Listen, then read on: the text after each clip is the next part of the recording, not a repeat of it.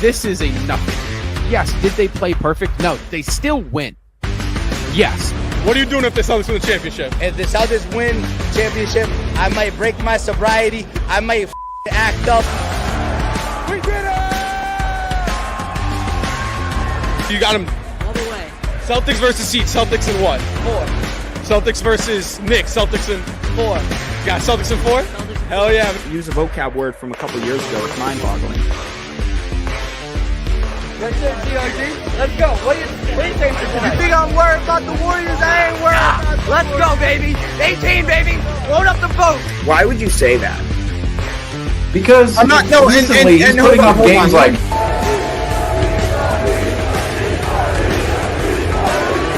above our head for the players. literally right now. But I think when Marcus, especially Marcus, when he got traded, I think that was a wake-up call. You think right now, Rob, it's still New York? I do. And when I think of the Celtics dynasty, honestly, one of the first names that comes to my mind is actually Brad Stevens.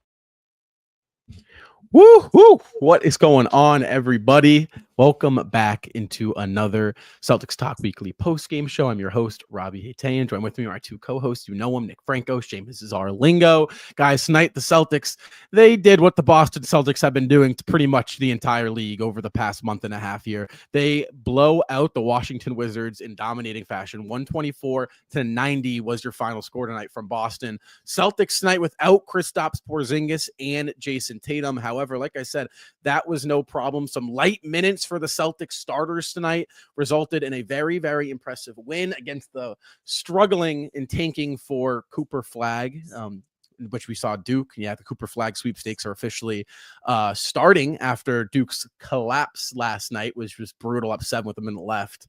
But guys, in terms of a Celtics thing, you know how we get this show started. Your thoughts, your reactions, takeaways on what was just beat down by the Seas. Well, this game, my goodness, it's a game where the Boston Celtics came out and they did exactly what they needed to do. The Washington Wizards, this is one of those mutual games, is the Washington Wizards, they have 17 wins on the season. Only 17. We're at game 78 tonight.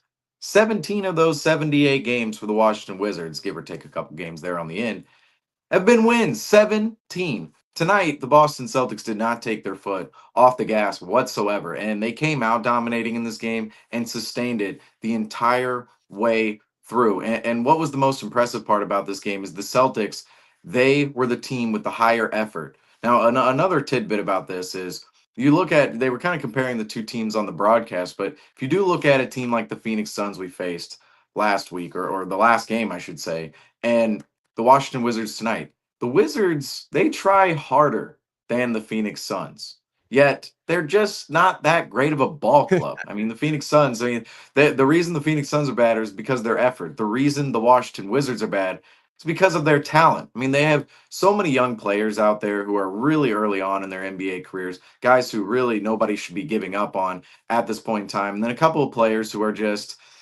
playing, I think we know what I'm talking about. Jordan Poole, he plays very freely out on the floor. And it's very interesting every time Scal compliments Jordan Poole. He's like, oh, he's so skilled. So it's like Jordan Poole, all of the skill, he's too erratic. You got to bring it in. If Jordan Poole wants to be a great player in the NBA, first of all, he's going to have to slot into a bench role somewhere as a sixth man, most likely. I don't really see him as a full-time starter at this point in his career on an actual winning team. Yes, maybe the Washington Wizards, but not an actual winning team.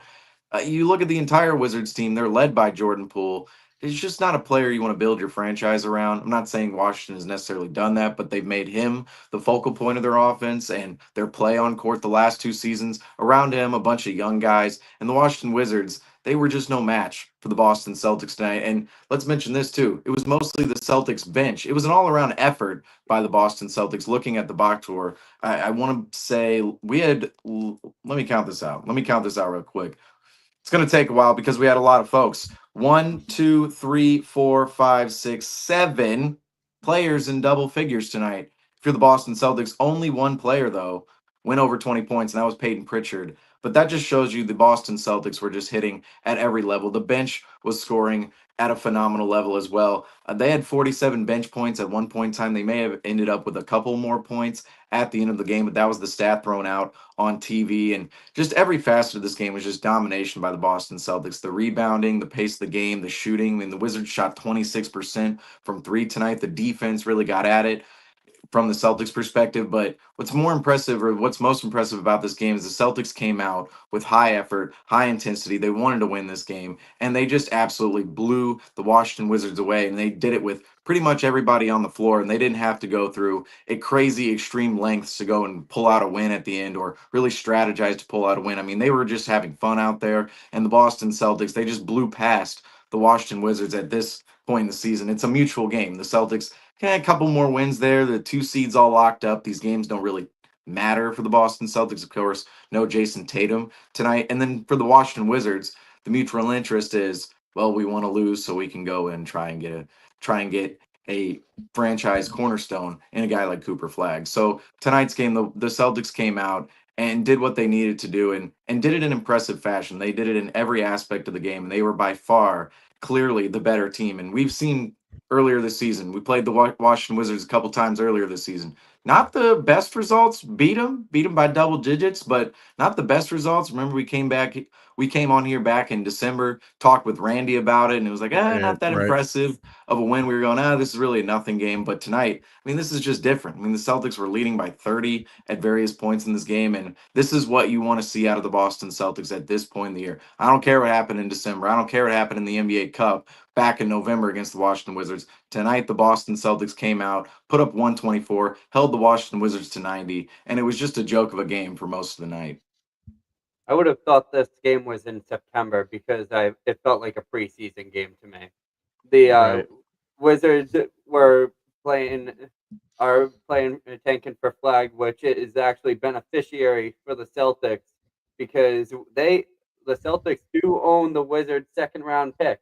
So if the Celtics do somehow end up winning the championship this year, and the Wizards have the worst record, the Celtics would end up with the 30 and 31 draft pick. So that's something that really fascinates me just as a off-season geek. But I think that this was a great team win and a good opportunity to get some young players out on the court and give them opportunities to score with Tatum and Porzingis resting tonight. It was a pretty easy game, especially when they started to get the ball flowing at from the 3-point range, and also just the execution from tonight really just showed how well coerced this team is. They were cutting to the rim. Jrue Holiday, Derek White were making extremely good plays in the beginning of tonight's game. It really looked like this offense was clicking in full effect. Everyone was able to contribute in their very own sense. It's hard to pull a lot away from this game other than coming out of it healthy is one of the major things that when you get down to this time of the season. But looking at the Wizards, we know they're going for that number 1 pick, but they were also missing as many players. They had as many players off the court tonight as they did on the court tonight. They had 8 players on their injury list, and then they also only played 8 players tonight, and none of them were really able to get anything going to get the team going. Actually, none of them scored above 20 points. So it's a win that you really expect this team to walk out of. You could have stamped this a win before the ball was even tipped off, looking at the injury report. And just being able to see Pritchard be able to carry this offense the way he did tonight when they were working in the other players is huge. Also, being able to get Baylor Shireman, Sam Hauser, and players like that, these minutes are valuable now because when we get closer down the road, they're not going to be able to see these opportunities. Yeah. I mean, I think for a game at the end of the season against Washington, Boston, like you guys said, checked every box for me. They came out healthy. They came and played with purpose. and they played really well, and they beat a lesser team exactly how they should beat a lesser team. I mean, the Celtics at this stage of the season, preparing for what they need to prepare for, should absolutely come in and handle the Washington Wizards, who are currently in a, downward spiral to try to acquire Cooper Flag and try to get Ace Bailey or one of those big three in the top three of the NBA draft. So again, it's like, I'm not going to put the Celtics aren't winning the NBA finals because they won this game, right? No one's saying that, but I mean, very impressive. I agree with you guys. Very impressive. The way Peyton Pritchard handled himself tonight. Shireman was very impressive. I think you nailed it, Seamus. Just the energy Boston played with in a game at home at the end of the year. You're missing two starters. It's like you lose this game. It's like, okay, it really means nothing. It means nothing, especially these guys. And it shows you where Boston's at mentally. They're gearing up for what they expect to be another deep playoff run.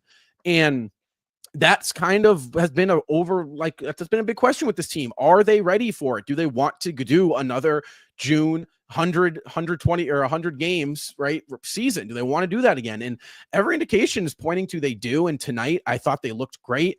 Cornette, shout out Luke Cornette again. I mean, he was phenomenal tonight on the glass. I believe he had 8 offensive rebounds. I could be off there. 13 points, a very efficient, shooting, and Luke doing Luke things. So, I mean, again, in a game in which Tatum's out and Porzingis is out, and you're playing a weaker game, just very impressed with Boston. They're showing their championship DNA. You can tell that they're, they're experienced. They know what they're doing. They understand the process of what it takes to get back and get ready to the playoffs. They're taking the steps. Just very impressed and very happy with what I'm seeing. Like Seamus, you were talking about a little bit earlier. What happened in December, what happened in February and January, none of that matters now. They know that, and they're really showing the NBA, like, listen, this is who we are. We're the defending champions. We're still the team to beat, and they're getting hot at the right time. So very exciting, I think. You can feel it in the air with this team.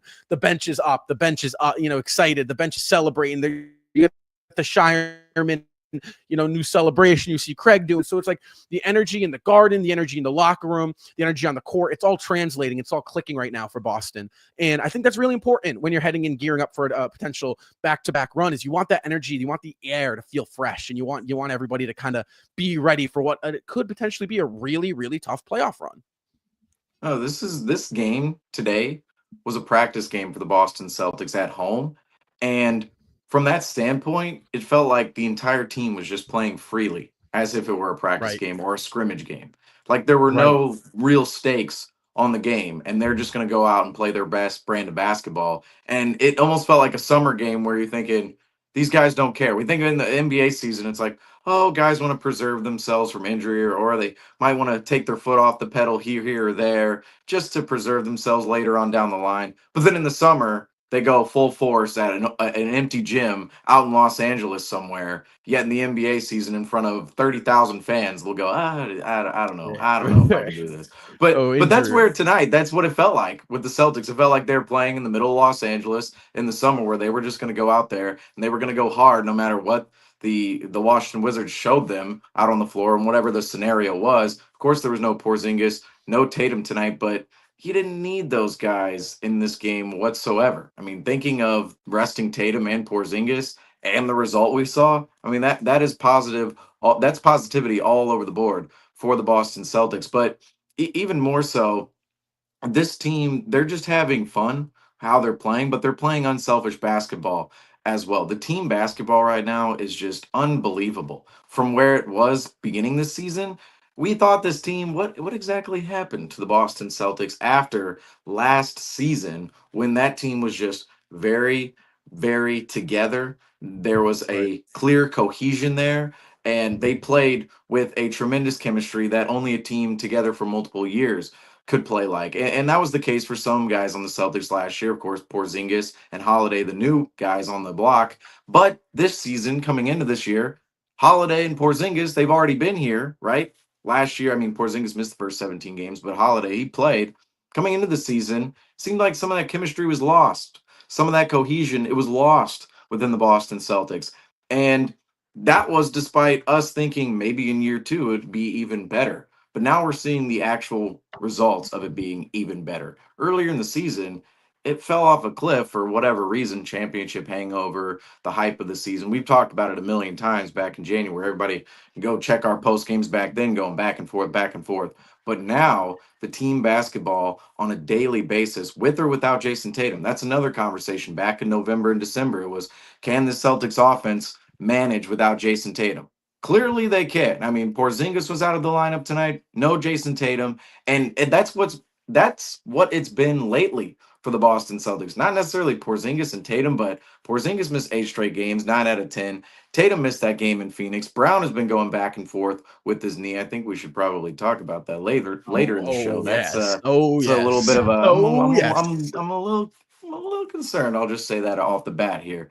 But you look at the games, it's been and the Celtics have dealt with inconsistent personnel as of late.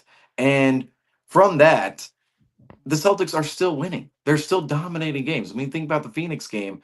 No Jason Tatum that night. The Celtics win that game by 30. Tonight, no Jason Tatum. The Celtics win this game by 34 points. And I know it's against a lesser Washington Wizards team, but this is the exact result that we expect. And it's even more so because the Celtics, I believe they were favored by 20.5. They were talking about on the broadcast. So the Celtics, they cover, I believe it was the Tide. They mentioned it on the broadcast. The Celtics were favored by 20.5 tonight. That was the largest spread this season, and I believe it was tied for first. OKC and Charlotte a couple weeks ago or the other night or whenever that game happened. So the Celtics, they were expected to win this game by 20.5 points. They went over 24 points. They covered the spread tonight in one of the biggest spreads all season, and that's what you expect out of this Boston Celtics club at this point. And they do it without one of their best players, if not the best player. I mean, let's face it, Jason Tatum is the best player on the Boston Celtics and their starting center. And they've been just dominating teams with no matter who is in the lineup as of late. And I think that's a huge testament to the team basketball played right now. And even we saw tonight, Shireman, he didn't have that run in him early on. He got that second half run more so, Shireman, and he still came in the game and lit it up. I mean, that's the kind of stuff that I look at and go, it doesn't matter who the Celtics bring in. The way they're playing as a team, they have clear standards. They have clear expectations on the floor right now for what they're trying to run offensively and what they're trying to do defensively. And every time a player checks into a game, like Luke Cornett, like Torrey Craig, like Sam Hauser, like Baylor Shireman, all those guys who we think other than the top 6 with the Boston Celtics, even Peyton Pritchard, they know what to do and know what their role is on the floor. And they're absolutely thriving right now within the Celtics system because the Celtics have standards and expectations that their players, I mean, let's face it, Joe Mazzulla set these standards and expectations along with the coaching staff,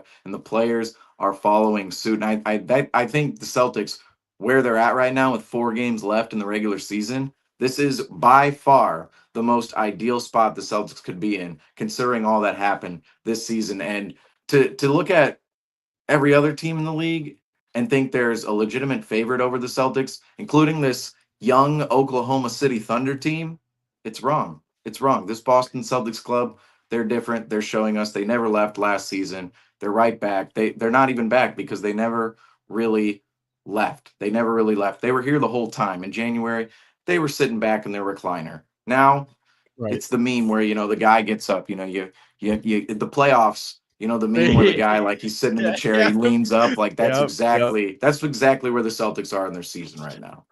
Well, it's funny too, because Franco, you kind of mentioned to start off, you're like, oh, it felt like a preseason game. In a sense, it kind of is like a preseason game now, because in the preseason you gear up for 82, right? And now the last 5 for these playoff teams, they're gearing up for a playoff push. So really, in a sense, it was a preseason game for Boston.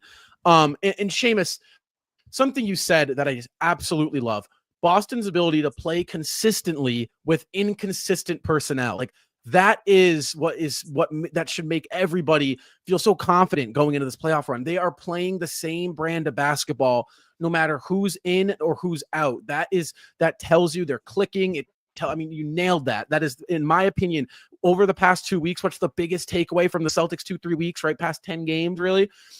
they have not been healthy. This has not been a healthy team, right? You got guys, they're resting guys. You got Brown dealing with this lingering knee pain, and you had Holiday miss some time with the mallet finger, and Porzingis misses a weird 8-game stretch with a viral illness, and you got guys in and out, right? Like, this is not a healthy basketball team right now. They're inching closer there for April, eventually the playoffs. But this has not been like a Celtics team that has had the luxury of having all 5 or all 8 really top 8 guys playing together over this 20-game stretch, but they're still playing very well, and they're playing almost better every game despite that. And that's huge. That's big time. That's what championship teams do.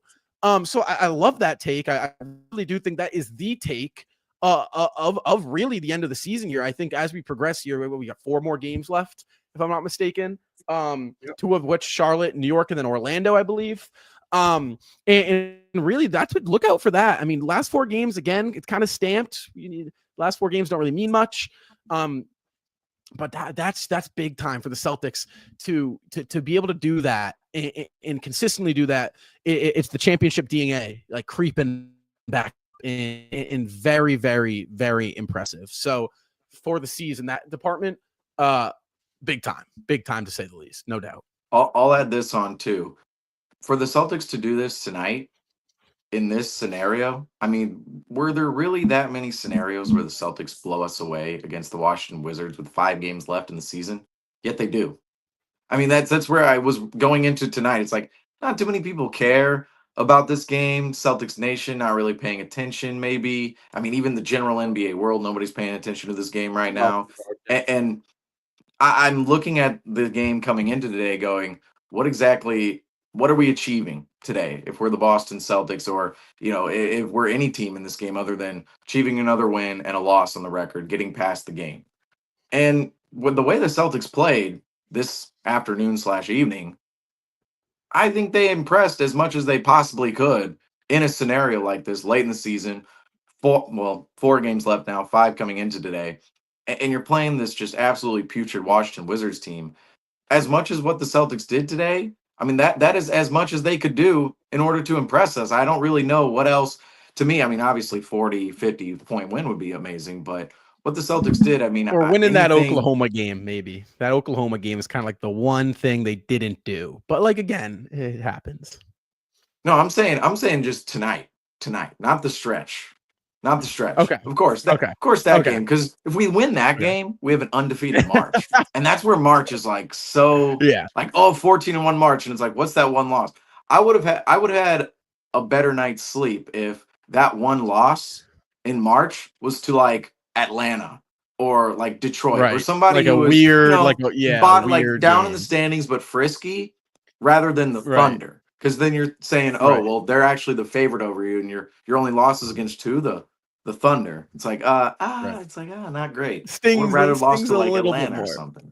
But I'll say the Celtics, what they did tonight, absolutely impressive for the scenario in which it was. They couldn't have done much more. Like I don't know what they could have done more to impress us today, because they really just came out and balled out. And it's like, they coming into today, there wasn't much they could do. And yet they did it. Right. Well, let's just real quick take a look at the lead tracker. I mean, we kind of nailed it all already, but I mean, a wire-to-wire win for the Celtics. I mean, dominating fashion. The sea of green was there tonight, and it was high tide, fellas, in case you were wondering. And it was never, ever shallow. Celtics' largest lead of the night, 36. The largest run of the night was 19. Again, no lead changes. It was never tied. Washington never held a lead. A wire-to-wire win against a team in which Boston should absolutely dominate. Franco, again, you could talk so much about this team and this environment and this game and what it means, like gearing up for the playoffs. But I'm going to redirect here. I'm sorry. This is not a traditional segment in terms of the lead tracker, because we kind of feel like we touched on that already. I want to hop right into Jaylen Brown. And because Seamus, you mentioned at the start of the show, it would feel wrong not to talk about him. So my question to you really is, are you concerned about this injury? Because I will preface this. He has been able to put together now 2 games in a row of pretty efficient in good basketball, despite the injury. However, I mean, he's very visibly in interviews and on the court, he's very visible in outward about, yes, look, I'm hurt, I'm uncomfortable, and he said it, I got to change how I'm playing. So does that worry you at all? I think when we talk about this team and we're looking at the injuries, I think I feel like when we were talking about how the lineups have been inconsistent, I think that's something that the Celtics have had the luxury of, is being able to rest guys in and out. Because let's say the Celtics were battling for positioning right now with one of these upper teams, or even if they were in the lower echelon, they would they wouldn't be able to nurse these guys back to health. The Jalen Brown's injury is just the same level of concern that I would have for all these guys. Obviously, mend them up as much as you can through this month.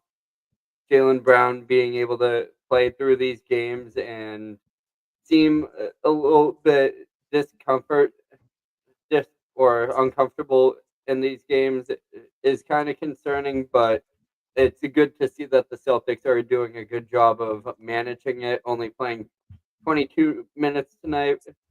So he's not getting too much of a workload. And also tonight, you would assume in a night where Jason Tatum is out of the lineup, you would expect Jalen Brown to be the one to step up and really carry and lead the charge for the Celtics in a win or in any game that Jason Tatum's out. But the fact that this roster is strong enough and is capable enough to be able to disperse the workload to ease off that pressure on Jalen Brown and your top tier guys to be depended on to be the scorers and producers on the offensive and defensive end is kind of very helpful for this team, because you're not seeing them battle through dogfights in these final 70 or final 10 to 4 games. And I think the Celtics are going to avoid that at all costs. I think thing that kind of made that apparent was during the Miami Heat game. It was still, in any other game, it would have been a manageable, possible comeback, keep the guys out there, but you saw them put in the bench warmers and kind of the second, and third string guys to close out that game. So I think that it's something to monitor, but um, if if it's not back to full health by playoffs, it's good that it's not being utilized at 100% right now. Well, let's just pull out the quotes, right? The quotes, or specifically this one quote that I have from Jalen Brown. There is no guarantee that rest or anything like that is going to make this thing better. What am I supposed to think when I hear that? No rest or anything like that is supposed to make this thing better. When he talks, there's clearly an issue. Okay, there's clearly an issue. When he speaks to the media, he always makes clear within his words, without directly saying it, there is an issue. That quote is an example. There's clearly an issue if you are discussing, well, there is a thing, but rest, it's not going to make it any better. But there's something going on where he needs to be better than what it is right now. And he's talking about feeling better and whatnot. And this does concern me at this point in the season. The reason why, there's no time for rest. There's 4 games left in the regular season, period. And if he's just going to play out the regular season into the playoffs, he's just going to put more wear and tear on his knee. That's just the fact of the matter here. I mean, we've seen this time and time again. Look at Robert Williams back in 2022. I'm not saying this is the exact same situation as he tore his meniscus in March, came back a month later. That's a completely different circumstance. However, it was the same ordeal where he comes back into the lineup and there's really no time to rest in the playoffs. It's every other day. And if he's just going to play on it time and time again, it's not going to get any better. It's going to get worse. And we're talking about somebody's knee here. So I don't see somewhere in the knee of Jalen Brown's knee where, oh, yeah, this is just going to be fine. He can play on it. What? No, they're probably shooting him up with all types of meds. They're probably doing fluid draining from his knee. I don't know if we even hear about these things anymore because they certainly happen, yet it's radio silence from the media and the medical team when it comes from the teams. But that's where we are with Jalen Brown, is he clearly has a knee issue, and he's just continuing to play on it. And he's put up all right performances, no doubt. I mean, the other night he was our player spotlight with 31 points, and tonight he didn't have a bad game whatsoever. He set the tone for the team tonight. He's looked good, but there are definite moments where he's out on the floor and you see him grimacing. You see him kind of reaching at his knee a little bit, kind of flexing his legs. That's, to me, a little concerning that there is some pain there. There is an injury there. And he thinks, well, no rest. First of all, I would say rest is going to make it better, but there's just no time to rest. That's really what that means. There's no time to rest with 4 games left and then the playoffs on the doorstep. And if he's just going to continuously play, that's when I worry about it potentially becoming a bigger issue than it is right now. And I would say I'm certainly concerned when it comes to this injury, because Jaylen Brown, he has to be pretty good for the Boston Celtics in order for them to go out and win the title, because there are going to be better teams out there than there were last year. And he was, at the end of their playoff run, the best player on the team, winning Finals MVP, Eastern Conference Finals MVP. We know a lot of that was based on Jason Tatum, every team doubling Jason Tatum and Jason Tatum passing out of that, and Jaylen Brown seeing wide open lanes to the rim and just myriads of space to dribble. We saw that last year in the playoffs, but if that's going to transpire again, the Celtics have to have Jaylen Brown at a level in which he can perform efficiently, like we've seen the last couple of games. But if it becomes a bigger issue with the knee, I think that is definitely a talking point at this point in the year. I think you'd be crazy not to say you're concerned, right? To not just like no concern at all. I think it's crazy, right? Like, because again, like we're talking about Jaylen Brown here. This is last year's Eastern Conference Finals MVP and the Finals like MVP. Like, this is Jaylen Brown we're talking here, right? This is 1B to the Celtics. He is the engine that makes this team run. I mean, that's the impact we're talking here. For me, I'm not concerned about the offensive side of the ball with JB in regards to this injury and in regards to the team successfully producing offensively over the course of a playoff stretch.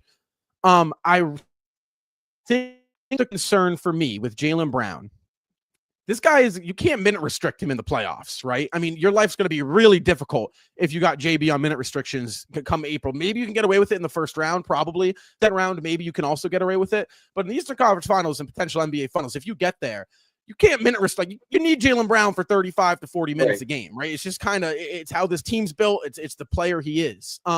That's what becomes concerning for me. Is that need? If it's not going to get better with rest, Seamus, like you said, then is it going to get worse? If it won't get worse, then I'm feeling okay, right? If I know that, all right, playing on it will make it worse. That to me is like the typical BS that the team gives us or the player gives us. Like, no, this can't get worse. It's like, it's your knee. It's like, yeah, it can. Right. It's like, right. But it can. I don't think there's been anything said whether it can get worse or better. Or Brown said this is going to get better with rest. But for me, it's something that is concerning on the defensive end come the Eastern Conference Finals and the Finals. Defensive end, right? Because Boston has all the offensive weapons in the world, right? And Jaylen Brown is just one of the sharpest knives that the Celtics have at their disposal, right?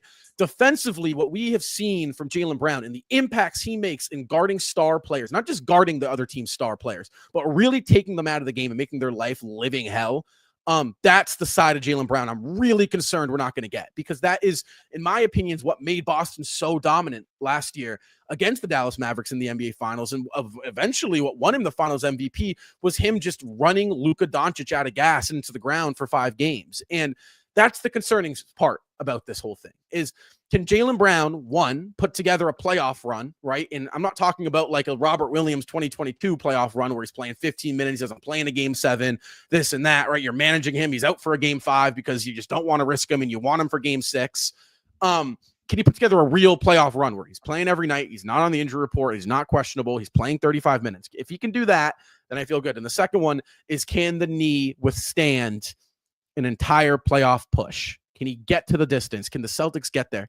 Because again, that's the second part to my question, guys. Now, if you don't have Jaylen Brown at full strength, or this knee does become a problem, does this plummet their chances? Because we're talking about, again, this is the Finals MVP from last year. Yeah, it definitely doesn't help. My prediction is, when it comes down to this injury, it's going to be no excuses when it comes down to playoff time. It's going to be one of those things that he, like Kristaps Porzingis said, I'll die out there if I have to. And we'd obviously want to avoid that in the early series as much as we can. And obviously, if there's a game or two, he can rest and just get the resting out as early as we can. Or if it's not something that rest will help, just to continue to limit and restrict until those games begin to matter more. But I think that this team's going to really depend on his success when it comes down to playoff time. And it wouldn't surprise me if right after the season's over, he's going in for a surgery or to get this looked at if it is something that is worth the concern. But I feel like he's going to do anything within his power to make sure that it doesn't adhere to this team's success during the playoffs. I just read the comment that came across the screen earlier. I just want to give this light again. I mean, what is going on here? What is going on here, Franco? First of all, Franco, you can eat 4 hot dogs in 1 minute. All right, Joey Chestnut. Like, is that even impressive? I don't even know. It's a quote from Jaylen Brown, so we're gonna have to get media passes to get more information on where that source is from. Jaylen Brown. But speaking of Jaylen Brown, I would say yes, that knee when it comes to is it going to be sustainable for 4 rounds? I gotta say, I'm a little concerned because there is a full quarter of a season. I mean, in terms of actual games, I mean, the Celtics will likely play about 20 more games on the year, most likely in the NBA playoffs. And it's going to be the most intense basketball of all year. So that combination right there, the no rest, there's a definite problem right now. It's going to be every other day. It's going to be the most intense basketball. It's going to be an elongated period of time, another 2 months. How's that knee going to feel in the biggest series of the year in the NBA Finals? Because that is the end of the road, is the NBA Finals. You're going to win that series to win the whole title, and that's usually the most competitive series. In that scenario, is Jaylen Brown right now, in the scenario we're in, is Jaylen Brown going to be 100% healthy come June in the NBA Finals? That's where the Celtics are going to need him most. They're going to need him throughout the playoffs, but in June, I don't see a world where right now, if there is an actual issue, I don't see how this gets any better, really. I mean, I think we've seen this too many times in NBA history where guy has a lingering issue going into the playoffs, lingering injury, and then all of it doesn't quite perform the way people think in the playoffs because he's not resting. I mean, the one example for this in Celtics history is 2020 inside the bubble with Kemba Walker. Now, that was the first sign that Kemba Walker was probably done in terms of his career, is in March of 2020, in late February into March. Kemba was dealing with knee soreness that season, and he was missing 2 games there, maybe playing 2 games, missing another game, just kind of sporadically missing games with knee soreness, in which it was listed on the injury report. Well, the COVID hiatus happens. The Celtics and the rest of the NBA don't play for 4 months. Some of the bad teams, of course, don't play for another year or until Christmas. But the Celtics go down to the bubble. They don't play for 4 months. And when they come back, Kemba Walker is still dealing with knee soreness. That's what happened. And that was kind of the first signs like, ooh, you needed 4 months off from this knee soreness issue and you still are running with this knee. It's like, that was definitely concerning at the moment. But it became a thing going into the playoffs and throughout the time in the bubble because the Celtics never had time off. They had 8, 9, 10 games before the playoffs. The NBA played in the bubble. And then when the Celtics went into the playoffs, I mean, Kemba Walker, he's playing every other day. And I remember by round 2 and really by round 3, Kemba Walker was just a shell of his former self at times because he just wasn't as explosive, couldn't get by bigger players, couldn't be the quickest guy, the shiftiest guy on court, couldn't find his own shot, didn't really feel his lift on his jump shot from his knees because he was dealing with knee soreness. And so And we've seen that instance play out with the Boston Celtics before in the past, particularly with Kemba Walker. Now, he was older guard, multiple knee surgeries in his career. That's a completely different scenario inside the bubble than what the Celtics will be facing and Jaylen Brown will be facing going into this year's playoffs. But there are some parallels to the fact of if a player is going into a time period, an intense, elongated schedule with an injury, there's usually never room within that schedule for that injury to ever get better. And typically in NBA history, we've seen it only gets worse. And I think if we're dealing with the knee right now with Jaylen Brown, I'm again not a doctor here. I'm here. Celtics Talk Weekly post game show, folks. Big surprise, not a doctor on here. But I'm just saying, if you're dealing with one of the most crucial joints in your body and that area when it comes to the game of basketball, your knee, it's very, I don't want to say fragile, but that's what it is. I mean, you have something on your legs that bends and contorts and goes different ways, and there are multiple different ligaments that hold it together. And it's like, how does that not, if he has, a partially torn ligament or it's inflamed in some way, his meniscus, I don't know what it is.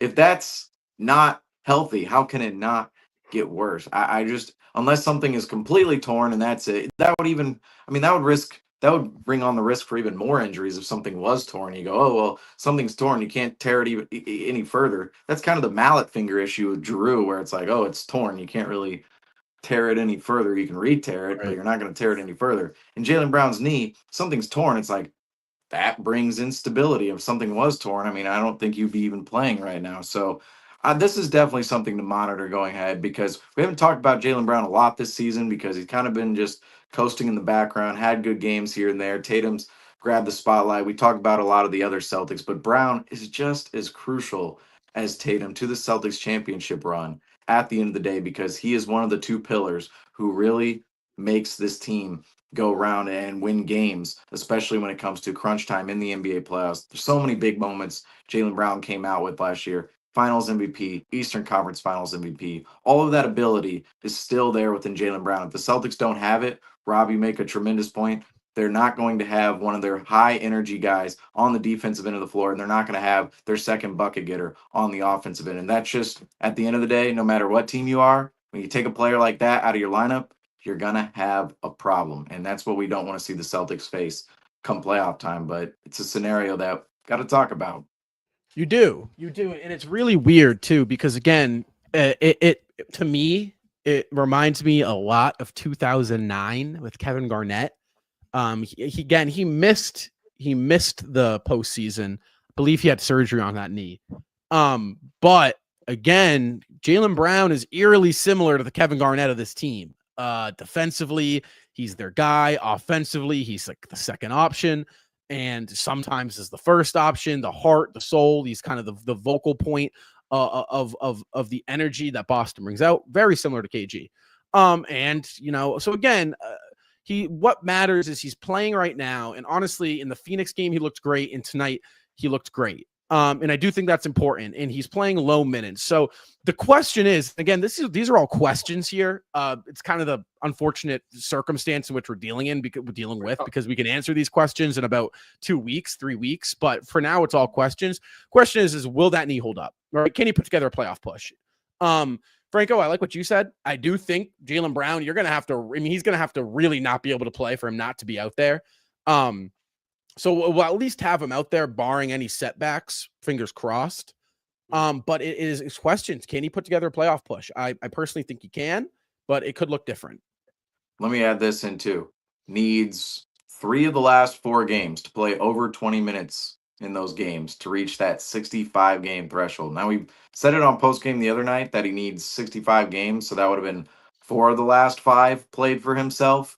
Going into today's game, obviously played today, but a new stat on top of that we didn't hit on the other night is he needs to play at least 20 minutes in 3 of the last 4 games in order to be eligible for NBA awards at the end of the season. I would think Brown is likely going for that. I mean, if you're sitting there around the 61, 62, I would say what? Is he gonna make any? I mean, like all NBA, could he make an all NBA team? I mean, all NBA third, second. I I haven't been paying attention to quite like I haven't done the whole like who's on my All NBA and like what I haven't done the whole evaluation, but I know he's got to be close Episode to dropping maybe soon. not right. Yep. Maybe not so close to like the actual awards. Like he's not going to win DPOY or obviously six man Peyton Pritchard MVP. We all know that, but All NBA, All Defensive, that could be up in the air for Jaylen Brown. I don't know if he's going to walk away with any of those, but just to become eligible, period, just throw your name into the pot.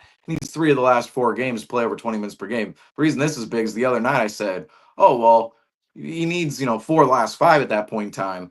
It's like you could play him legitimately in 2 games, and then the other 2 games, like say you took, you could have this game tonight, the Washington Wizards game. It's like, all right, bring Jaylen Brown in and play him at low minutes, and then maybe the Orlando game, the New York game, you play him legitimately. You sit him out one Charlotte game. The other Charlotte game, you play him for 10, 15 minutes. But apparently, Jaylen Brown has to play 20 minutes in order to be eligible for these games. Tonight, Jaylen Brown, let's just clear this up. Jaylen Brown played 21:34 tonight. Tells so me they're mentioning it. So about 22 minutes. So I feel like they're going to try to keep him at that level. They're going to probably sit him out one of the Hornets games, the Orlando, the New York game, and then those other games, they're probably just going to 21, 22, 20 minutes. I don't see a huge minute boost for Brown until game 1 of the NBA playoffs. Right. Yeah, I agree. Sorry, I'm laughing because I'm looking at. All right, let's talk about Luke Cornett tonight. He is our SeatGeek player spotlight.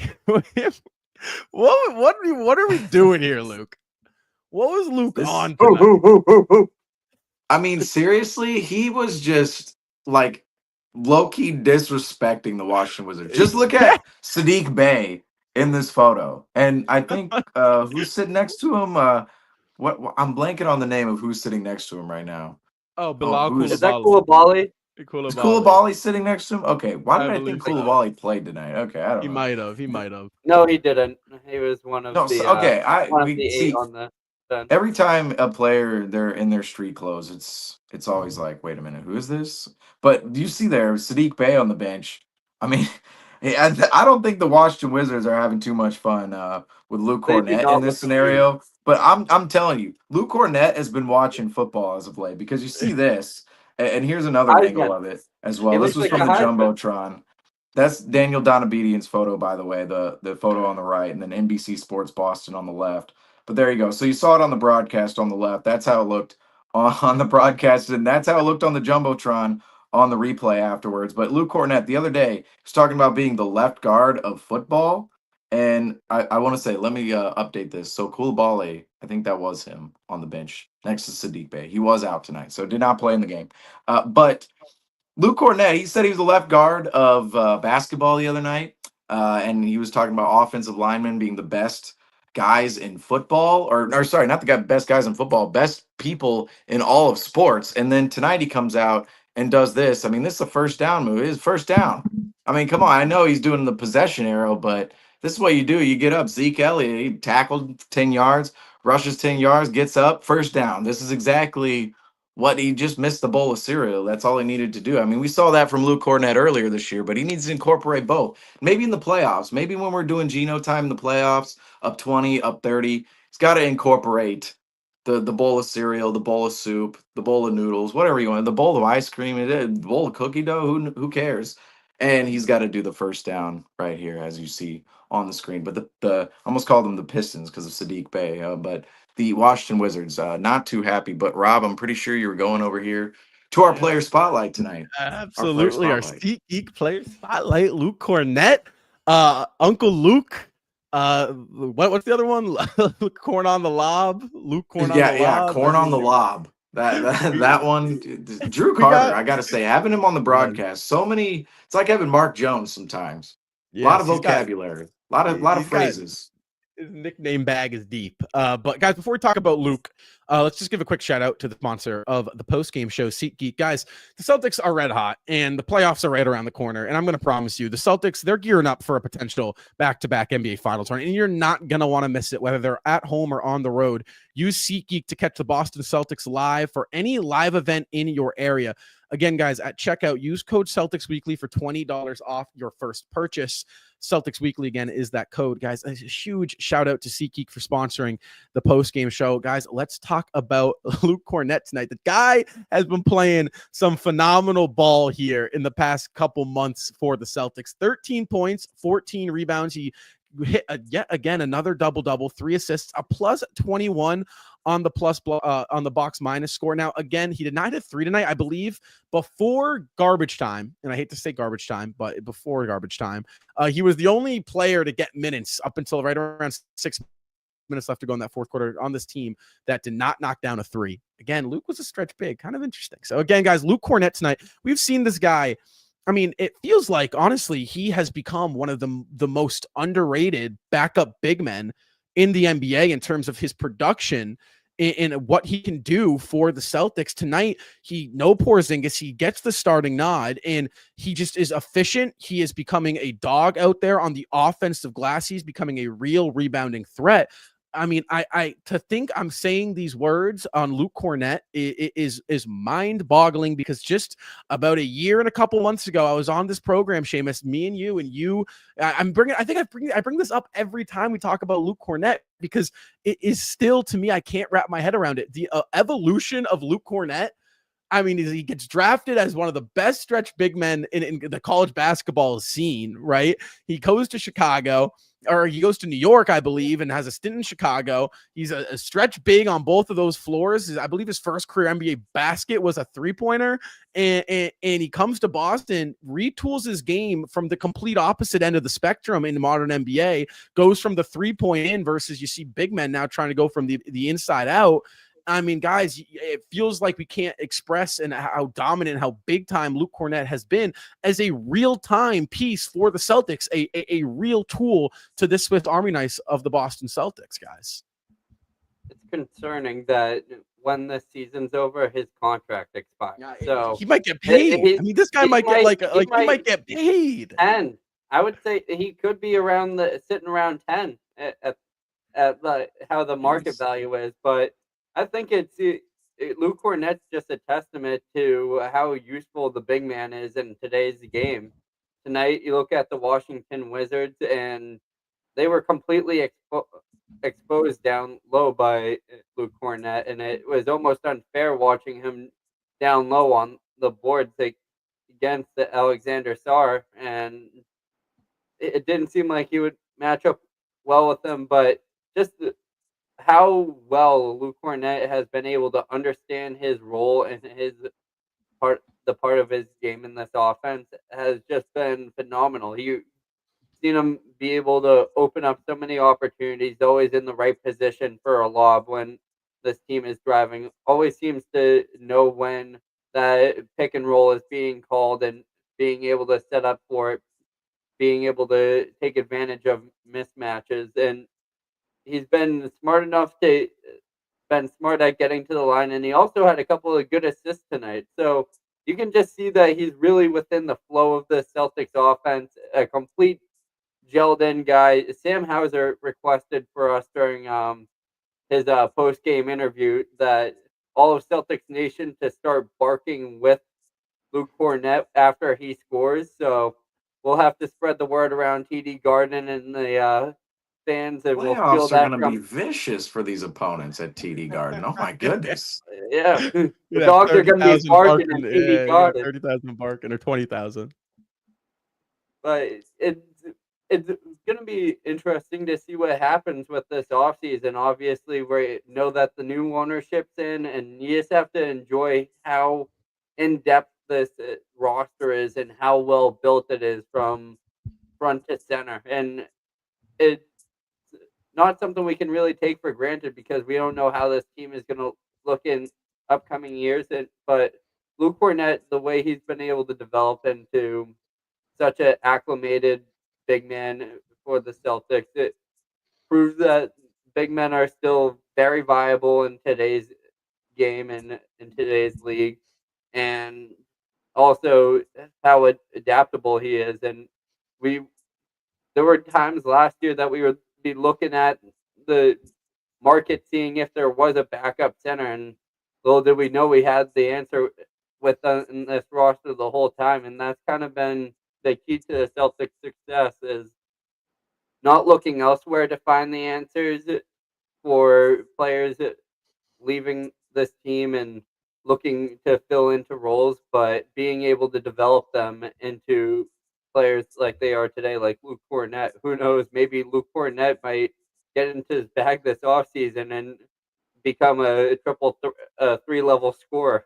And that's the final. I feel like there's still another evolution of Luke Cornett, and I'm kidding when I say that, but just being able to see the energy he brings to this team, especially in a win like tonight's win, he really kind of carried this team and creating that energy, kind of making these guys feel like playing a little bit more, having a little bit more fun during the third and fourth quarter, trying to still score, trying to still feed Luke, trying to still keep up the intensity because they're just having such a good time. And he's kind of been that player for this team for his tenure here, and he's just only continued to grow in that role.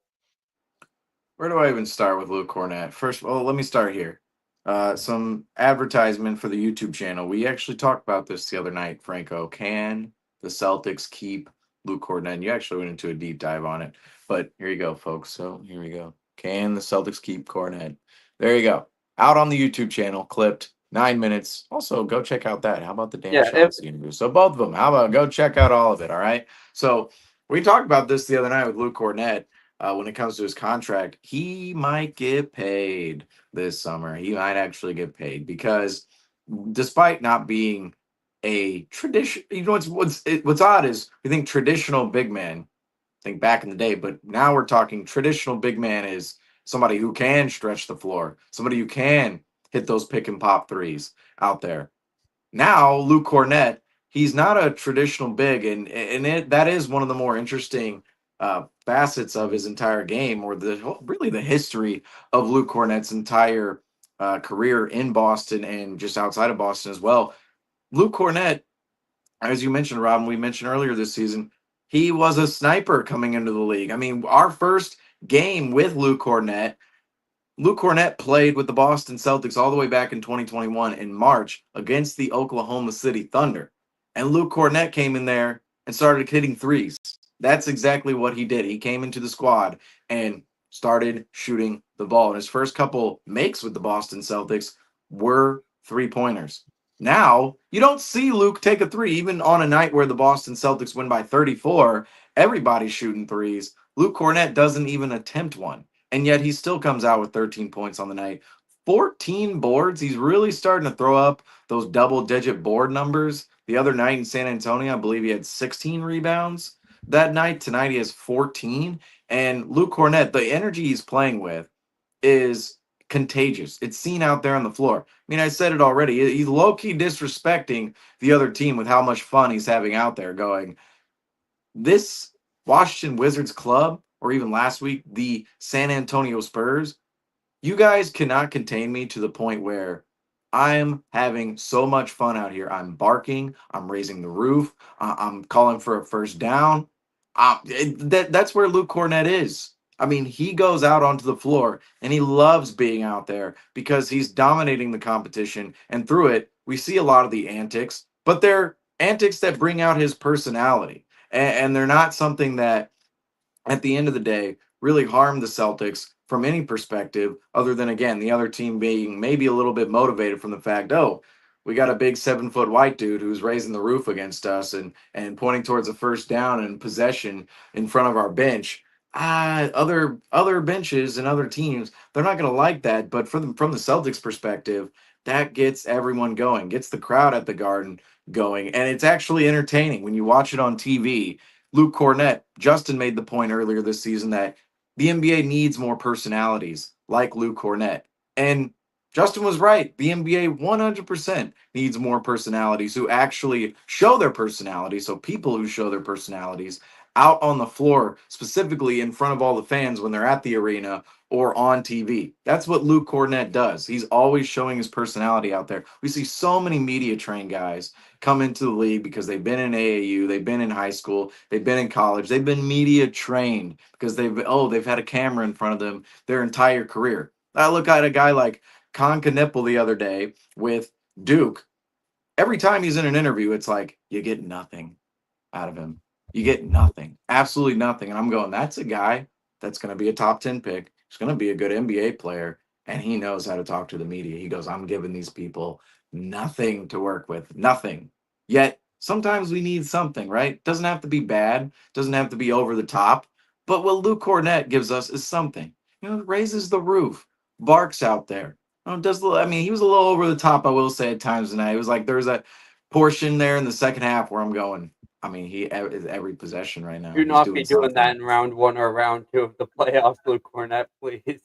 But in these type of games, or even in a scenario where there will be a blowout, it's like alleviates some pressure from the team, I would say. There's not that like there was any pressure tonight, and we all discussed that. It felt like a summer league game, felt like a practice game for the Celtics. But what Luke Cornett is able to do with the energy of this team, as much as his play right now, that's what's also uplifting this entire squad. And I think last season we kind of had the conversation, even though, me and you, Rob, we were disagreeing on Luke Cornett. There's a conversation of, could he be moved at the deadline? Could the Celtics get somebody for Luke Cornett if he was in a deal? And that was last deadline, 2024. But just seeing the impact he has on this team from a personality and energy standpoint, and obviously now he plays a crucial role in being that third big the Celtics have. He's a valuable piece to the Celtics team that, yes, this summer, 100% another team out there looking to fill a big spot at a contract level that is I would say worth it for what Luke Cornett's services are. I would say, Franco, you're probably right. 10 to 15, somewhere in there, maybe after this season, if you're really going to pay him. Another team could come along and definitely swipe up Luke Cornett, recognizing that's somebody who can play in our rotation. And secondly, not only can he play in our rotation, he's gotten better throughout his NBA career. There could still be more development on the way. We've seen it this season from Luke Cornett. And he's a spirit lifter for any team he's on. He's just a pure spirit lifter. And for the Celtics to have this type of player on their roster, this is ultimately why Luke Cornett is why the Celtics are contending for the title. Not just him, but it's really all the little pieces, right? It's him. It's Peyton Pritchard, a guy like Sam Hauser. All of these guys were at one point in time in the Celtics organization. Luke Cornett was traded over in the Daniel Tice trade when the Celtics were just trying to get rid of money. If they didn't want to get rid of Daniel Tice's money, we would have never had Luke Cornett. And if the Celtics were competitive in 2021, we would have never had Luke Cornett. That's the bottom line there. Peyton Pritchard, 26th overall. Sam Hauser, undrafted, signed as a two-way guy. Keita himself, he was with the Stockton Kings last year. And now all of a sudden he's with the Boston Celtics playing not real minutes, but he's good. He's having a nice little run out there this season. 3 for 3. Right. Tonight he had that one breakaway dunk that was one of those moments where, like, even though these guys, some of the slower players, less skilled players in the NBA, they're still ultra talented basketball players. The way he was able to break away and dunk, I was like, ooh, there's that athleticism, there's that skill for Nemi. But that's what makes this Celtics team competitive, is all those little pieces off the bench the Celtics have been able to just bring up over time. And it's a huge testament to how well the developmental staff has been with the Celtics organization, but also those players. You have to have the heart of a champion in order to become a champion, to play a role on a championship level squad like these guys are right now. And they've put in the effort within the Celtics organization. They've all gotten better in that time. They've developed into better players. And now they all play somewhat crucial roles on a team that right now, after this win tonight, after all the barking, after all the first down nonsense, the raising the roof, everything we saw, the Celtics, they're in prime position going into the playoffs right now. And other than Jaylen Brown's knee, everything, absolutely everything is going right for the Celtics club. And Luke Cornett is a huge representation of that. Without a doubt, his impact is so incredibly, like, how do I say this? Because I don't want to come out here and be like, but it's underlooked. I mean, he has a real impact with this team, and especially when you have this like lingering potential Kristaps. You never know when Kristaps is going to be playing, right? Because he could be out, he could be in. You don't know. I mean, he's missed almost 50% of his total games in Boston. Like, he's a kind of a hit or miss guy in terms of availability. To have this guy that you can just plug and play, it's like, oh yeah, Luke, we need a double-double. Go get it tonight. And it's phenomenal. I mean, his ability to play the role on the high pick and roll is phenomenal. It's stupendous. It's really big time for the Celtics. So Luke Kornet, guys, I mean, he deserved the player spotlight tonight. And I believe he won it not too long ago, the other night too, as well. So he's been on a heater. Seamus, Franco, I agree. It's going to be big time for the playoffs. Guys, tonight we had a familiar face back at the TD Garden, this time in a different jersey than the last time we saw him at TD. Yeah, we had a couple actually. Surprise second appearance. Yes, we thought it was only one back in December. We did, and now it's two. And so let's take a first again. Malcolm Brogdon. It is worth showing some love to the former Boston Celtics 6th man of the year. That's 2023. Franco's man. Yes, they loved each other. So again, him and Derek White got a chance to catch up post game. Always good to see, a former C back in the Garden. Brogdon did not play tonight. However, he was still present there. Guys, and then this Marcus Smart. We had this incident, and I don't know much on it. The source here to Zach Cox via X on Twitter, whichever one you want to call it. I'm not sure which we had. Marcus Smart essentially got into a shouting match with someone behind the Wizards bench. Stadium security escorted the fan in the black jacket out, guys. A little weird, no? Of course. I mean, Marcus Smart coming back to the Garden, you cannot have a Marcus Smart appearance at the Garden at this point in time and not see, maybe not something like this, but just something happen. I mean, this is the kind of Marcus Smart energy, right? It's like the Kyrie energy, not saying, Marcus Smart is obviously loved a lot more than Kyrie. I mean, Kyrie, let's face it, he's maybe hated in Boston, but it feels like the energy when a player of this magnitude comes back into the building, something rambunctious is always going to happen. That's just what I see with this. It's Marcus Smart is back in the building. It's a Sunday afternoon. Maybe the drinks are flowing. Sox play earlier in the day. It's like, I could see this. I could see this going a little wrong for this fan and Marcus Smart. I don't know exactly what happened here. We can only really make guesses, but we also do have this from Gary Washburn.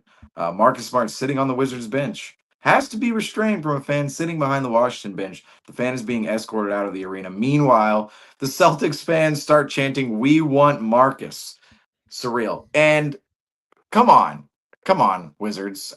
Brian Keefe. Come on, Coach Keefe. We wanted to see Marcus. We never saw Marcus tonight because he was sitting there on the bench. And then, of course, you see in these photos here, that's part of the altercation. You see Marcus Smart pointing towards the fan. Were we able to upload the black jacket?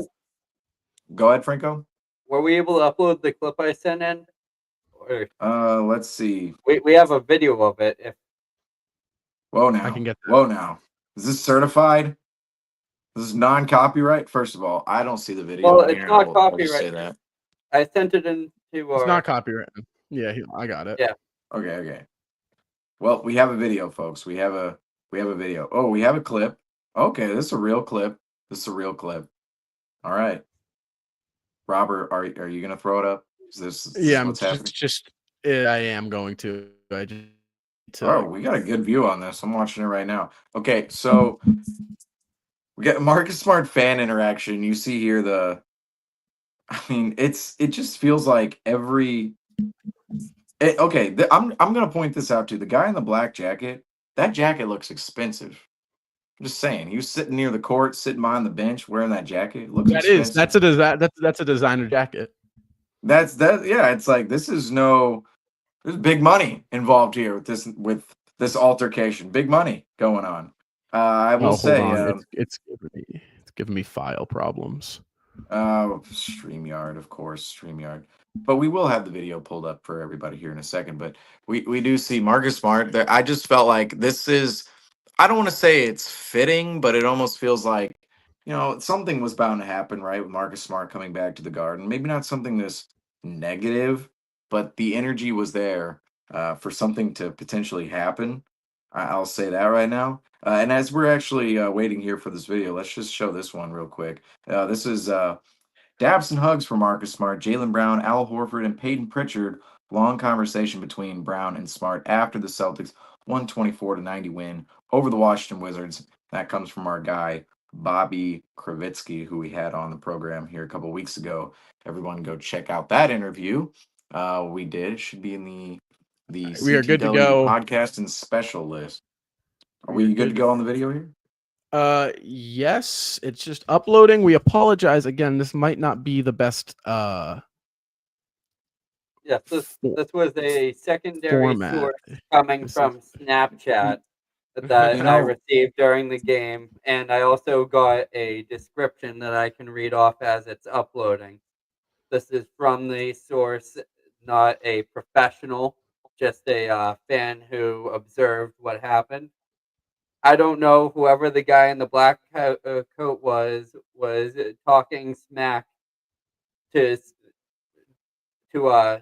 Jordan Poole, and Smart turned around and they were talking about how they were doing so bad in the game and how they're a bad team, and how Marcus Smart is riding the bench in a 20-point loss, and Marcus Smart immediately tried to jump out and fight the guy. That is the quote unquote message and description I received. So let's take a look at the video. Let's take a look at this video. Again, we apologize for formatting. It was last second import. So let's take a look at this.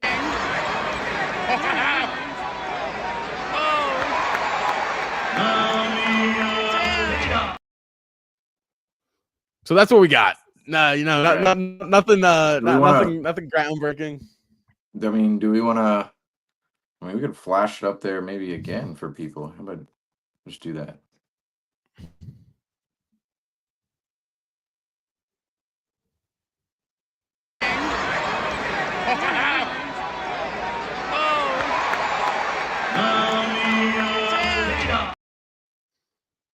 Okay. So there it is. So there you go, folks. Very, very the quick, weird, very brief. Yes, the weird Marcus Smart confrontation tonight. Again, fan chirping. Smart, obviously being the guy we know him to be. He's been on Boston. He's gonna let him hear it. So a little back and forth. Again, if you're at the games, guys, don't say anything stupid. These players are people first, players second. Yeah. So again, don't be dumb, don't be stupid. Have a good time, but come on, let's keep it. Let's keep it classy here. I don't know what was said. Again, I'm not saying it wasn't or whatever. Chirping's chirping. You are coming to the TD Garden. We're gonna chirp.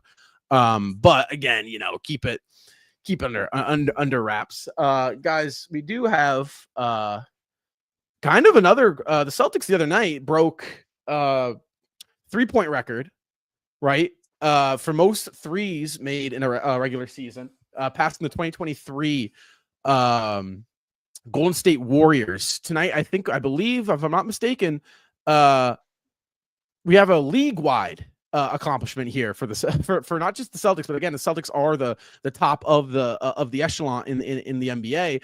The Sam Hauser's 3 that he hit is the 31,580th 3-pointer of the season, topping the mark set last season. Again, kind of makes sense. It's going to be a trend here. My guess is next season might top this season. I could be off, but again, with the league kind of falling into place with 3-pointers and whatnot, here is a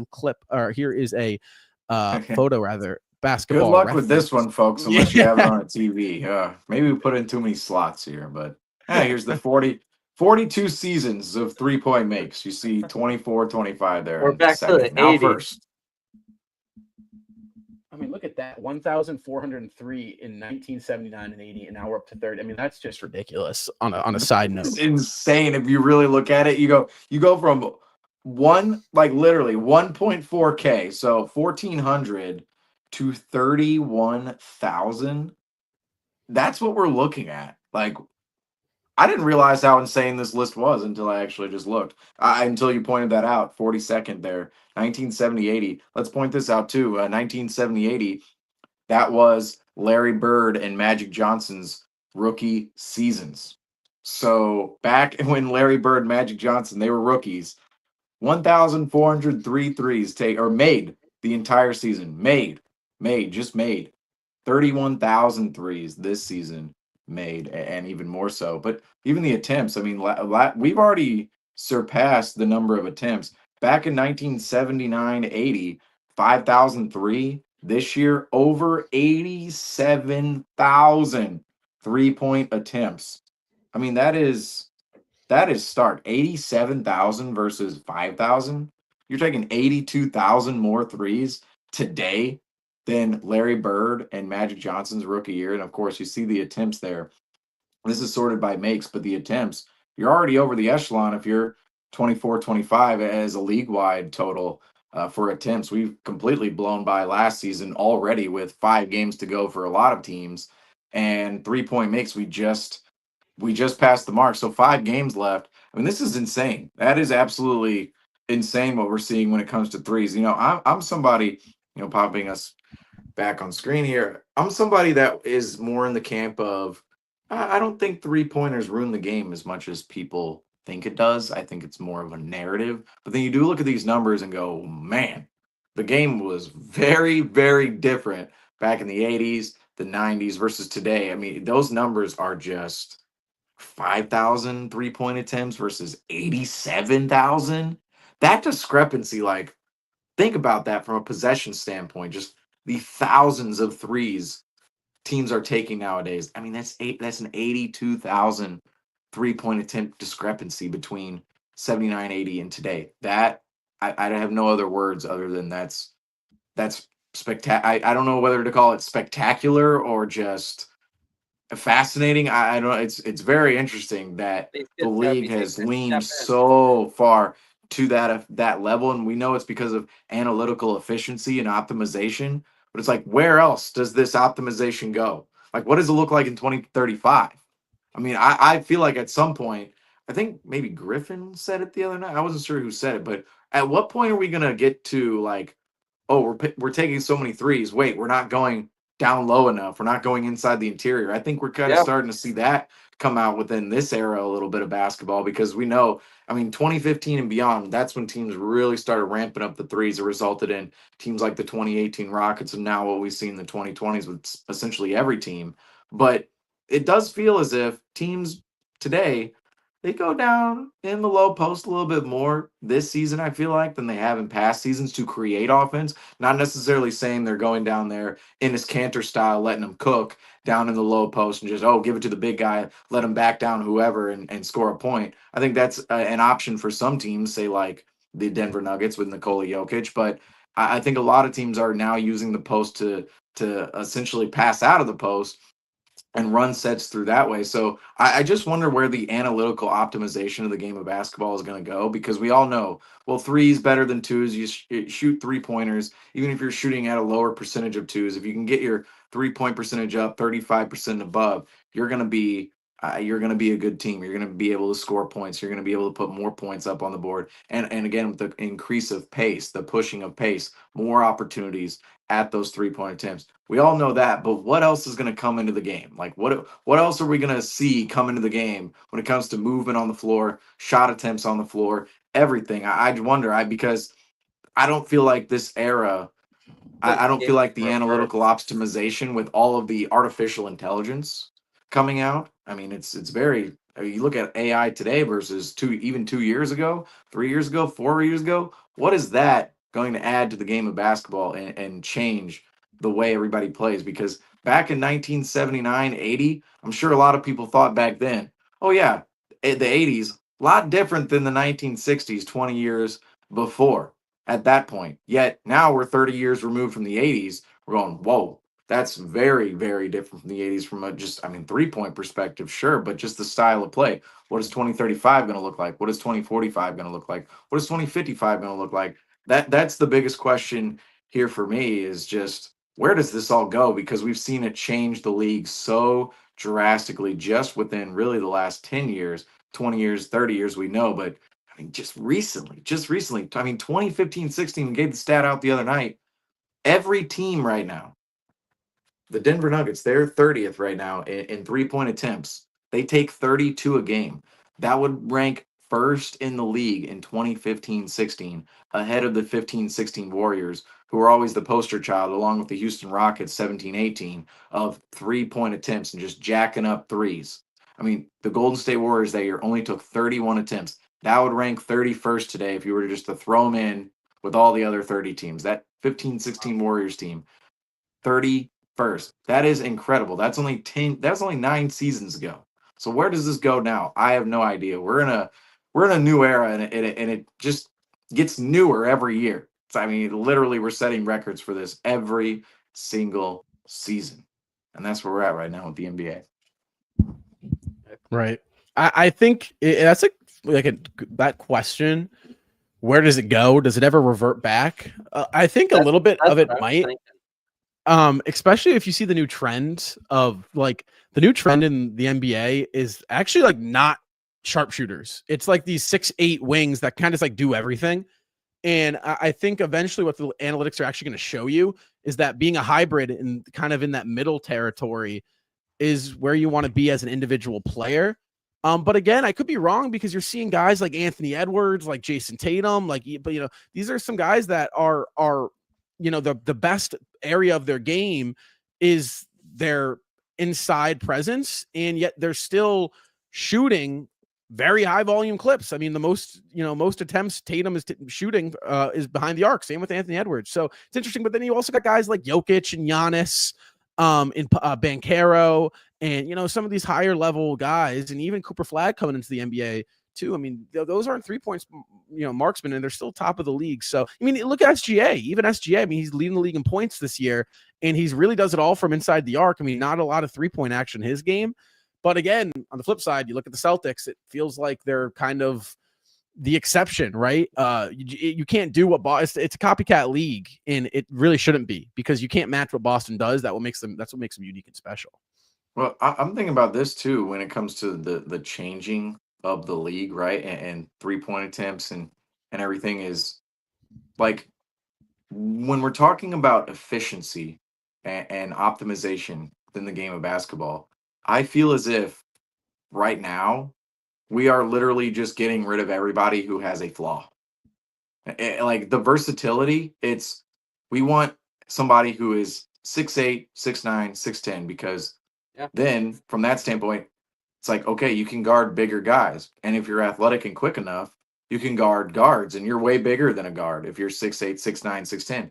Oh, and we want these guys to also handle the ball. We want them to shoot the ball. Obviously, you want to be able to defend on that end of the floor. But I think offensively, what we're seeing is just this versatile revolution in the NBA and just the game of basketball is every single guy in the NBA now, they are, I don't want to say flawless, but we don't see many players with just gaping holes in their games, right? Like if you look 20 years ago, there are a ton of players with just holes in their games everywhere. You might have, some of the best players in the league had holes in their games. Think about some of the quick guards of the early 2000s, Steve Francis, Stephon Marbury. It's like those guys defensively were not good players.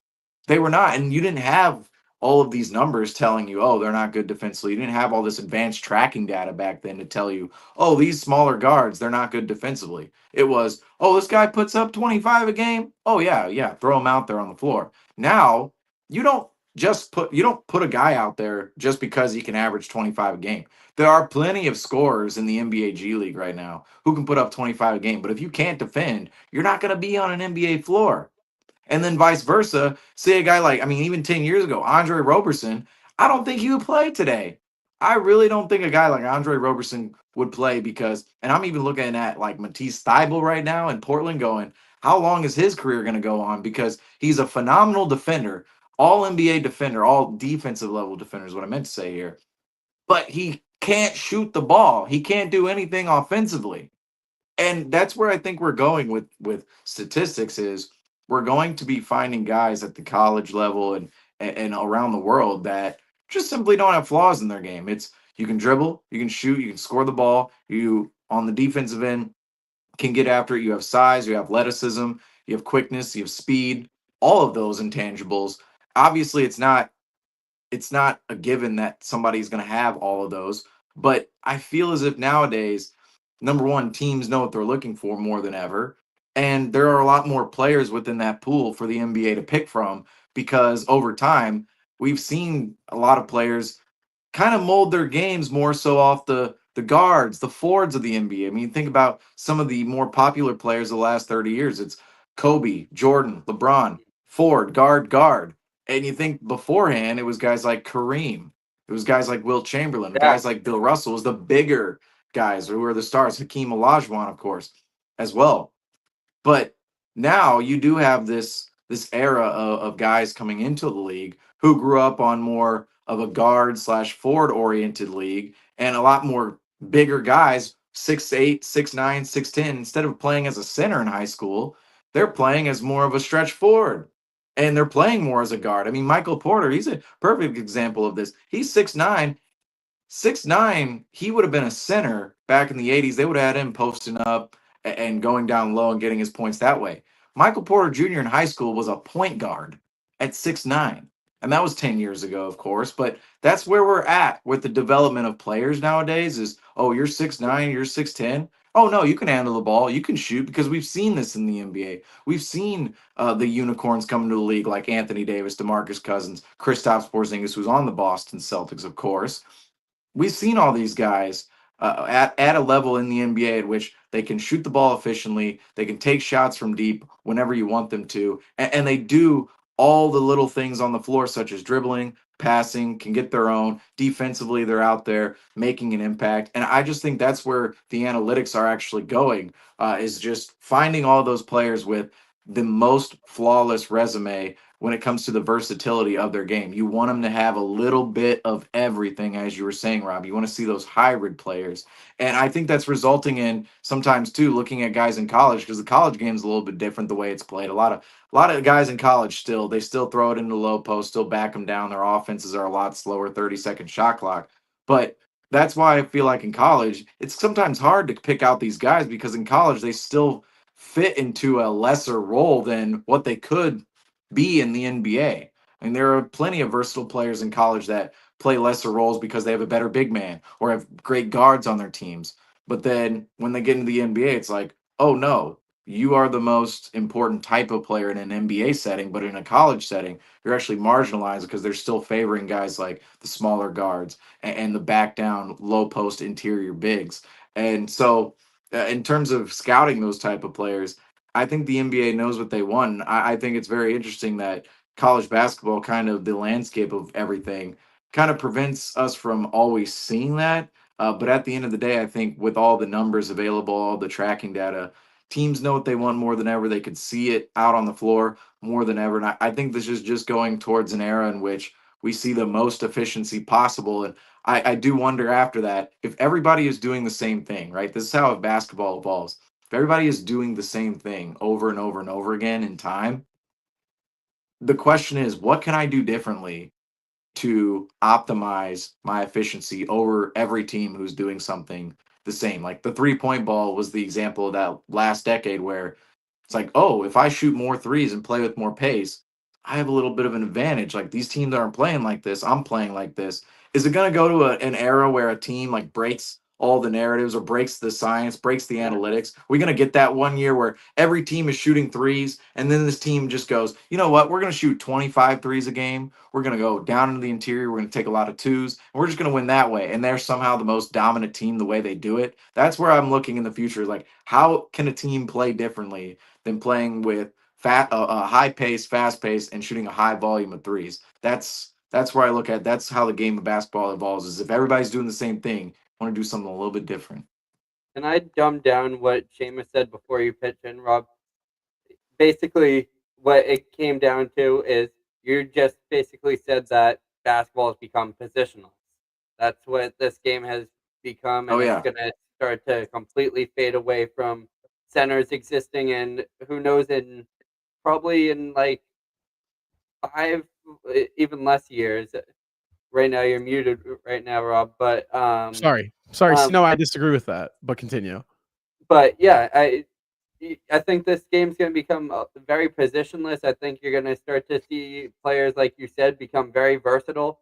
And who knows, maybe in the next 5 years, like what we saw at the Lakers, the move that when the Lakers traded for Luka, that kind of was a head-scratching move for some people if they were looking at it on paper, because now the Lakers, quote-unquote, don't have a big man. But now they're able to run a rotation with 5 players who are technically labeled as wings right now and aren't really missing a step. So who knows? Maybe the league just starts to turn to. But they're also the size of bigs. That's the important thing about the Lakers. Like they're the size of bigs, but they're like they play like wings.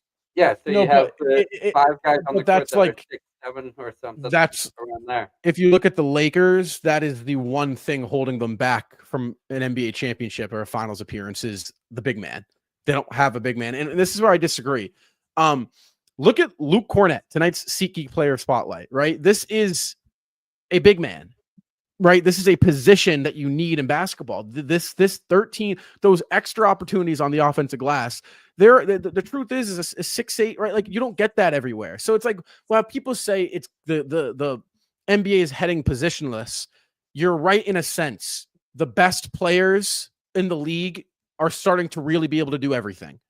However, it's not heading positionless off the fact that it's a team still. You still are constructing a team. You still need your wing who can shoot threes, your big who can be that defensive anchor inside and be block shots and grab rebounds. You still need your point guard. You still need these pieces, right? So when someone says the NBA is becoming positionless, it's like, no, it's not becoming positionless. What you're seeing is the stars of the NBA really for the first time in NBA history really be able to kind of do everything. Like look at Jason Tatum. Tatum's leading the team in points, rebounds, assists, steals, and minutes. Or minutes doesn't play a factor here, but like you're just trying to see that. Luka Doncic is the guy that on the offensive end of the floor can do everything for his team. Jokic can do everything. But to be a positionless player, you have to be at the top of the league.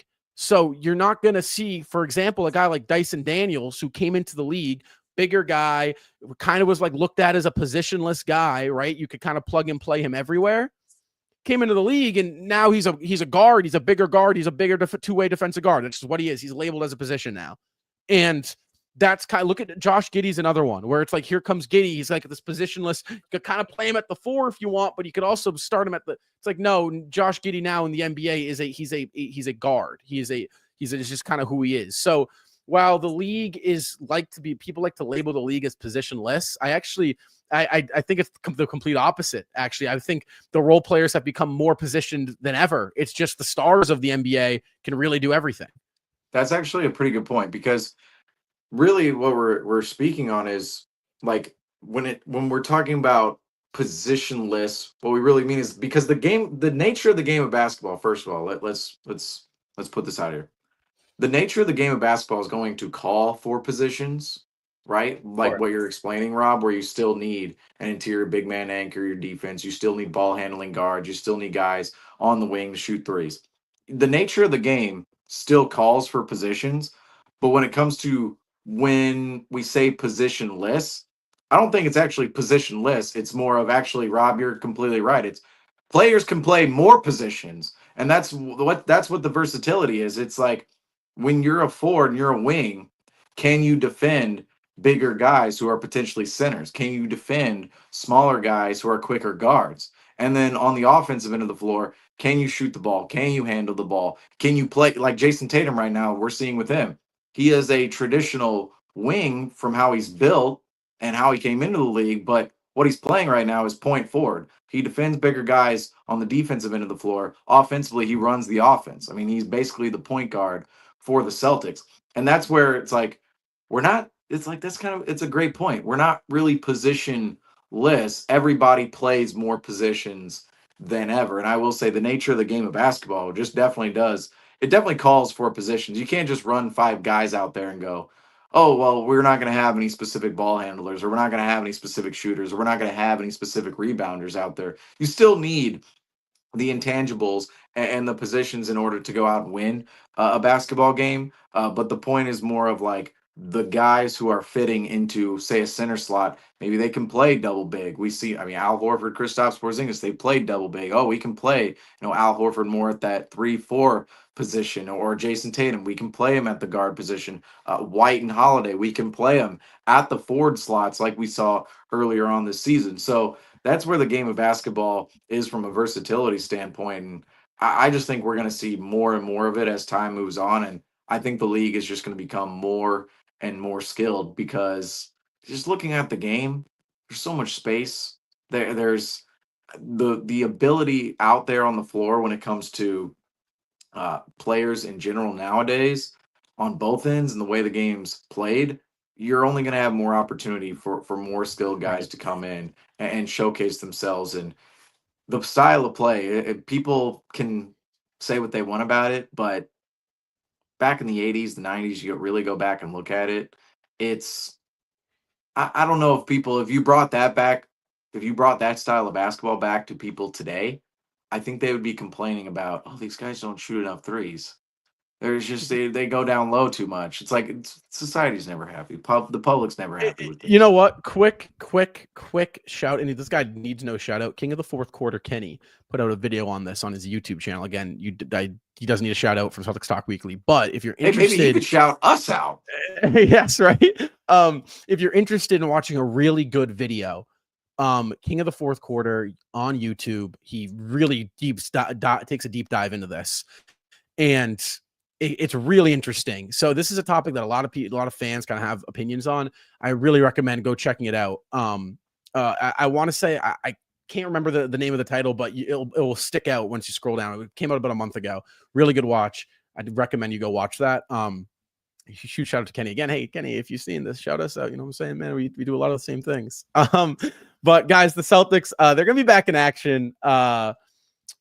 Tuesday night. Today's yes, the little last road trip of the season. They got New York on Tuesday night, and then they see Orlando on Wednesday night, the last back-to-back. My guess injuries, the injury report is going to be quite long for these two games, despite New York being a nationally televised game. Unfortunately, something tells me the Boston Celtics are going to be sitting some key guys. They were hoping for that to be a seeding game. Like earlier on this season, they scheduled that game. Go, okay, maybe there's seeding 1-2 involved. 1-2. It's like no, nope.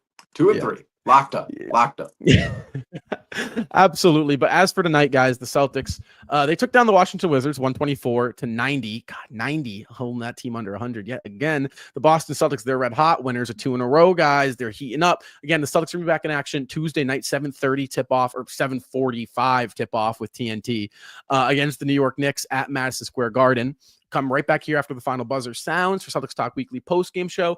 Guys, I'm going to say this. The playoffs are coming, and I promise you this page is the spot to be for your Celtics coverage this postseason. We're going to have you covered live for every post game after the final buzzer, podcast, interviews, everything. We're going to have a lot of fun stuff. There is no better time to subscribe and turn on that bell, that post notification, so you get alerted at any time. Celtics Talk Weekly, us here, the crew, uploads a video on YouTube, guys. You've been showing some tremendous love. We've been having a lot of fun with what we've been doing, and there's no more exciting time in Boston than the playoffs. So, guys, unfortunately, we can't run the clip. We can't play the outro, the OG one, because of YouTube, as previously discussed. I've been doing the what have you been doing, Franco? I've just been doing the background music of dude. I did Franco's queuing. Pop. I did rock last game. I don't know if I can't hear. Are you playing? All right, we'll do rock. I did rock last game. All right, we're going rock. All right, it's a little different. I don't know. Celtics win. I guess it's some rock music. Shout out the basic StreamYard soundtrack. But again, guys, thank you so much for watching. Until next time, you guys know the drill. Ross over Celtics Talk.